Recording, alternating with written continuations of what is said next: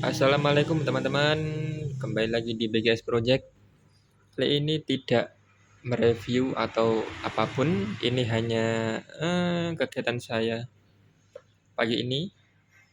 Pagi ini kita mengerjakan laptop Lenovo IdeaPad 320 AMD A9. A9. Ini upgrade SSD. Terus yang ini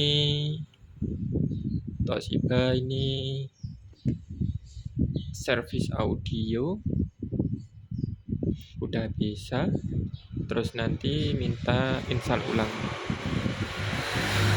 Untuk yang lain masih proses teman-teman. Oke, terima kasih.